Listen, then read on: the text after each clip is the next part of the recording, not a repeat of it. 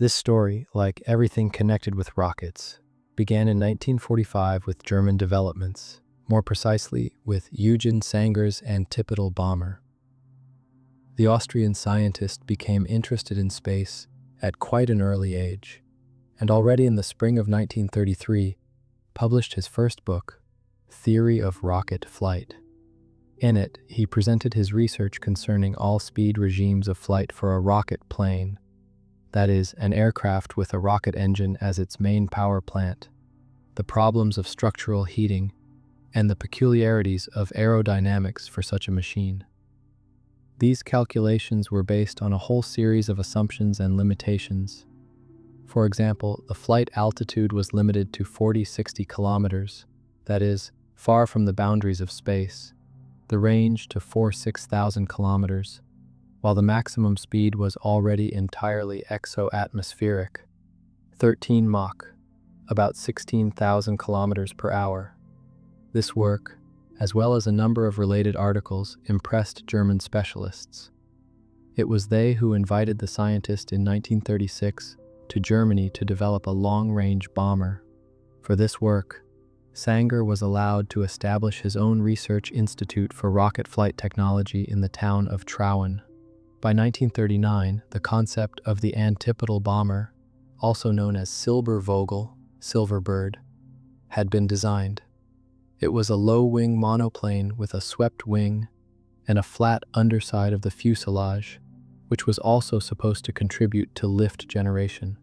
More than two-thirds of the aircraft's internal volume was to be taken up by the rocket engine and tanks for fuel and oxidizer. The cockpit and bomb bay were shifted toward the nose. However, the main feature of the machine was its planned flight program. It was to take off on a trolley, which was accelerated by its own rocket engine to a speed of 500 meters per second, about 1,800 kilometers per hour, genuine supersonic speed at ground level. Then the bomber was supposed to climb at a 30-degree angle by inertia to an altitude of 1,700 meters, after which its own engines would ignite.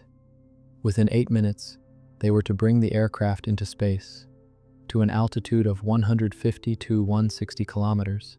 From there began motion along a wave-like ballistic trajectory. Roughly speaking, the aircraft would descend to the edge of the atmosphere and bounce off it, like a flat stone skipping across the surface of water. Theoretically, such a scheme made a round-the-world flight possible. Nevertheless, Sänger and his team focused on more pragmatic tasks, since such a range could only be achieved with an almost zero combat payload. The main flight options envisioned the so-called two-impulse scheme, that is, with two ignitions of the liquid fuel rocket engine, LRE, after takeoff and after the attack on the target for the return flight. Depending on the power of the LRE, the altitude of the attack for pinpoint targets, relatively low altitude for area targets almost from space, and the combat load, different ranges could be achieved. At a relatively short distance and with low power, the aircraft could carry up to 15 tons of bombs. But for example, a round-the-world flight was impossible in principle. Higher power already gave more flexibility in terms of distance up to circumnavigation, but was calculated mainly for a bomb load of 5 tons. If, however, one imagined a one-way flight or a mission using auxiliary bases on the western coast of Mexico or on the Mariana Islands, then truly extreme range was achieved. In particular, Sänger calculated a variant involving an attack on the locks of the Panama Canal at a distance of 9,500 kilometers from the launch base, with landing near the western coast of America. In general, the ambitions and costs were incredible, but in 1941 the project was suspended as it could not produce a meaningful effect in the short term. In 1944 it was revived but did not progress very far. Worse still, the very concept of the machine, as much later research would show, turned out to be unworkable. Aside from a number of questionable technical decisions, The acceleration of a heavy machine to supersonic speed on the ground alone is telling. Sänger also made a series of fundamental mistakes that the existing level of knowledge at the time simply did not allow to be identified. These included the inefficient method of cooling the structure during atmospheric skips by radiating heat into the surrounding space, the absence of a reaction control system. In the upper layers of the atmosphere, it is impossible to adequately use available aerodynamic control surfaces, and the unsuitability of the existing wing for hypersonic flight. Sharp wing edges for such speeds could only be made from materials developed in the 1990s. Nevertheless, in 1944, Sänger and his team prepared 100 copies of a detailed report on their project and distributed them to all key German experts. In 1945, these top-secret documents naturally ended up in the hands of the Allies, with 70 copies going to the British and Americans. It is quite possible that the acquaintance of Western scientists with the conclusions of their colleagues from Traun helped the latter avoid prisons and camps. Eugen Sänger himself, after the war, moved to France and later in the 1950s returned to Germany. Right up until his death in 1964, he worked on various space programs which, alas, never saw the light of day. However, despite all the problems and complexities, Sänger's project received a new life among the Allies. It particularly interested Soviet specialists, to whom it came almost by accident. On their first visit to Peenemünde in May 1945, Alexei Izaev, with a group of employees from our NII-1, rummaged through all kinds of debris, trying to find at least some remnants of rocket documentation. All searches were unsuccessful. But unexpectedly, one of the employees, who had stepped away to a pile of firewood, for a personal need, as Izaev recalled, gave a shout and returned with a thin booklet, a report. Across the diagonally soaked cover ran a red stripe and the ominous inscription, Streng Geheim, top secret. The collective examination organized on the spot established that the document was a project for a rocket-powered bomber aircraft. Izaev told me about this rare find in Berlin upon returning from Peenemünde. He was an engineer of original thinking, fascinated by new and unconventional ideas, regardless of who proposed them. In a half-whisper, so as not to be overheard, he recounted, "A bullet to the forehead, what they came up with. This is an airplane. But not our pitiful BI, with its bottle of just 1.5 tons, but 100 tons of pure fire.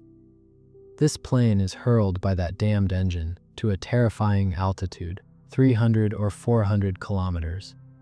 It plunges down at supersonic speed, but does not crash into the atmosphere, instead striking it like a flat pebble we throw at the surface of water at a shallow angle. It hits, bounces, and flies further, 2 or 3 times like that, ricocheting. Remember how we competed in the Sardonyx Bay at Koktebel? Whose pebble would make more skimming touches across the water? Well, these fellows skim along the atmosphere in just that way, and then dive down only after crossing the ocean to smash into New York. A powerful idea." The report, discovered and immediately classified for the second time, was, in the presence of witnesses, stuffed under the shirt of Izaev's most trusted employee. Without reporting to General Sokolov, he was put on a Boston and sent straight to Moscow. Considering that Soviet scientists and the military had captured significantly fewer German rocket resources than the Americans, the project generated explosive interest. Compare for yourself von Braun with his associates and 100 already built A-4 rockets, also known as V-2s, with the USA versus a handful of scientists and scattered rocket parts for the USSR. Altogether, Soviet specialists managed to assemble only a little more than 30 A-4s, and even then had to collect the components for several years. The document, despite its secrecy, rather quickly passed from hand to hand, and soon it was known about in the Kremlin. The idea of inviting, or even kidnapping, Sänger to help build the Silverbird was seriously discussed. However, the scientists quite soberly assessed the papers that had come into their hands. One of those who left his review was Mstislav Keldysh, who at the end of 1946 became head of NII-1, the Scientific Research Institute of Jet Aviation of the Ministry of Aviation Industry, MAP, in addition to the positions he already held. He noted that the existing level of knowledge and technology in the USSR did not allow building such an aircraft, and that the use of an LRE in airplanes was inefficient due to the excessively high fuel consumption. Nevertheless, at NII-1, the project was studied very carefully, with consultations also held with specialists at NII-88, among whom were German scientists who had worked with von Braun. The Germans gave negative assessments of the antipodal design, pointing to the excessive weight ratio, the need to develop an LRE with unrealistic characteristics, and the impossibility of providing adequate thermal protection upon atmospheric re-entry. Having studied all the available options, NII-1 set to work. If the original version could not be built, then something new had to be devised. Conceptually, they did not move away from Sänger. It was still a 100-ton aircraft, of which 78 tons accounted for fuel and 8 tons for payload, with a small wing and a flat underside of the fuselage, the pilot's cockpit in the nose, the bomb bay in the forward half of the machine, and a rocket engine in the tail. Speaking of the LRE, for Keldysh's antipodal aircraft, it was planned to design the RDKS-100 engine, built using the experience of the A4. It was much simpler than what Sänger had developed. However, the main feature of the Soviet aircraft was the use of jettisonable supersonic ramjets mounted on the wingtips. Ramjet means an air-breathing jet engine without compressors or turbines.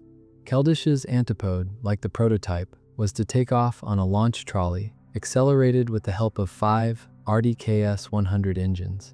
Then the supersonic ramjets would ignite, bringing the machine to a speed of Mach 5 and an altitude of 20 kilometers, where they would detach, thereby lightening it by 15 tons of fuel and 7.5 tons of its own mass.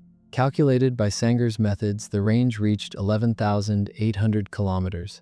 The scientific and technical report on the project was presented in 1947. By this time, however, it had become clear that the combination of LRE and ramjet was not suitable for manned aviation.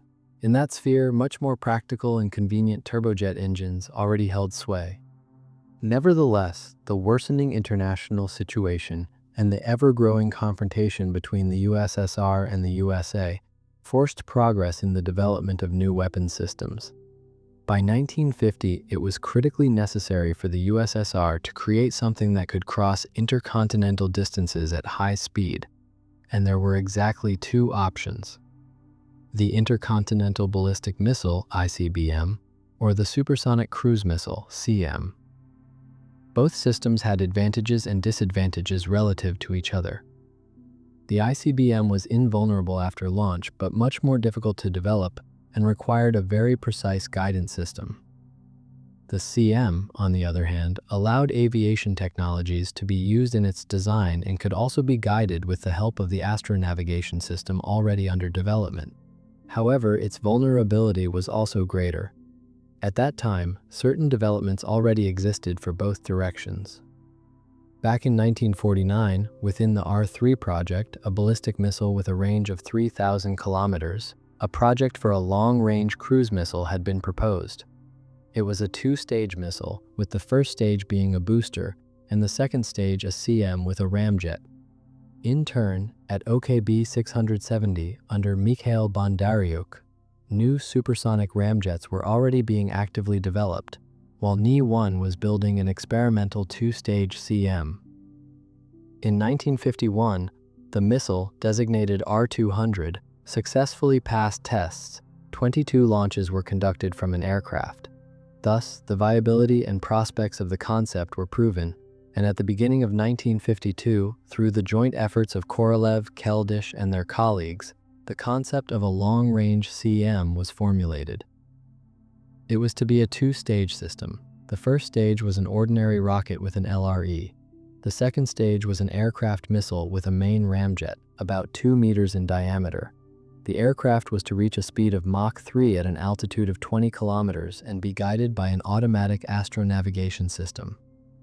Throughout 1953, under Korolev's leadership, Work was carried out on the experimental cruise missile, ECM, in which the R-11 liquid fuel rocket served as the booster. However, successful tests of the RD-40 ramjet, which was to become the basis of the main stage of the future combat system, allowed abandoning the ECM and proceeding directly to the development of the final variant. And Sergei Pavlovich himself gladly handed future CM projects over to the aircraft designers. He already had more than enough work. The formulation of the concept, the successful tests, and also news from the USA about the development of the analogous Navajo system led to the publication on May 20, 1954, of a decree of the Council of Ministers of the USSR authorizing the development of 2 intercontinental range cruise missiles. The lighter missile, known as Bura or Product 350, was to be created at OKB 301 under the leadership of Semyon Lavochkin. The heavier one, Product 40 or Biron, was entrusted to OKB 23 of Vladimir Myazachev. The ramjets for both systems were to be prepared at OKB 670 under Mikhail Bondaryuk. Ideologically, Bura and Biron were similar. In both cases, these were 2-stage vertically launched cruise missiles. In both, the first stage consisted of a cluster of cylindrical boosters with LREs, 2 designed by OKB-2 of Isayev for Lavochkin's machine, and 4 designed by OKB-456 of Glushko for Myazachev's machine. In both, the main stage was equipped with a ramjet, in the central body of which was placed the warhead, a nuclear warhead weighing 2.35 tons for Product 350, and a thermonuclear warhead weighing 5 tons for Product 40. Both machines were to be guided by astronavigation systems developed at NII-88 under the leadership of Israel Lisevich. One way or another, by July 30, 1957, a launch pad had been prepared at the Vladimirovka range in the Astrakhan region, and the missile was assembled. However, the launch plan for the next day did not take place. In theory, they were supposed to separate at a speed of Mach 2.5, after which Bura was to be controlled using aerodynamic surfaces. On December 28, 1957, all ending in accidents, on May 22, 1958, the missile finally left the pad successfully and fully completed the planned program. This was followed by 3 more successful launches, 2 of them caused by faulty booster separations. On December 28, 1958, the test program on the short course, 2,000 kilometers, began, intended to check the behavior of the cruise stage in the ramjet. 4 launches were carried out, 3 of them successful, all except the first when at the 309th second lubrication vapors where contact was recorded. The program was completed in full, except for the final dive phase. A fuel overconsumption of 10 to 15% was recorded. The last launch took place on December 16, 1960. The results were similar. During this flight, the astronavigation system was tested for launches at night and flights continuing into daylight. However, all these flights were no longer in the interests of Bura as such. The key problem of Product 350 was its direct competitor, the development of which had been officially authorized on the very same day as Lavochkin's OKB was assigned to Bura, May 20, 1954. Korolev's R-7 ICBM entered trials a month and a half earlier than Bura, and by the time the cruise missile was just beginning to fly, the 7 had already learned to reach space with relative stability and deliver a warhead to its target. On January 20, 1960, the ICBM was officially adopted for service, while Bura never once flew at maximum range. On February 5th, even before the first long-range launch, work on the main variant of Product 350 was officially discontinued. Yet Semyon Lavochkin did not give up. In March, he proposed converting Bura into an ultra-long-range reconnaissance platform, and even received permission from the State Committee on Aviation Technology. But less than 3 months later, the designer suddenly passed away, leaving the project without its patron. Even so, there were further attempts to save the missile, though unsuccessfully. Regarding the decision to close the project, a group of chief designers wrote a letter to Khrushchev asking permission to continue the work. This request was supported by the scientific supervisor of the Bura and Biron projects, academician Keldysh, as well as Defense Minister Malinovsky. Khrushchev declared the work useless and instructed Frol Kozlov, secretary of the CPSU, Central Committee, second only to him in the party hierarchy, to gather all concerned and explain to them the error of their position.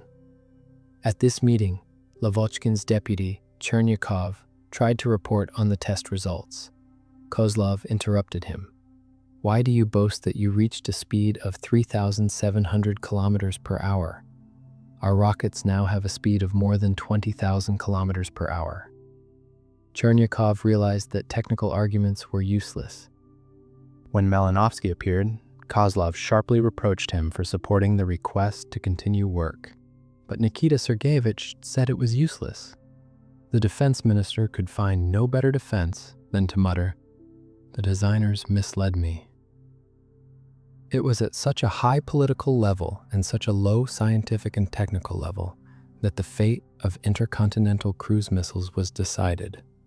Bura, almost point for point, repeated the fate of its overseas counterpart, the Navajo, with the only difference being that the American missile never reached full-scale flight tests.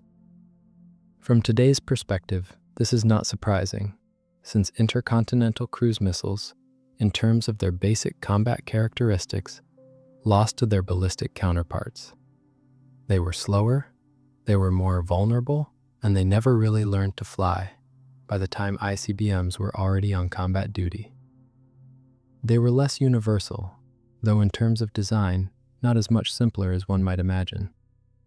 But all the more painful it is to watch projects that came so far when it seemed they were about to overcome their difficulties and show all that they were capable of. Thank you for watching, subscribe to the channel, see you in the next videos.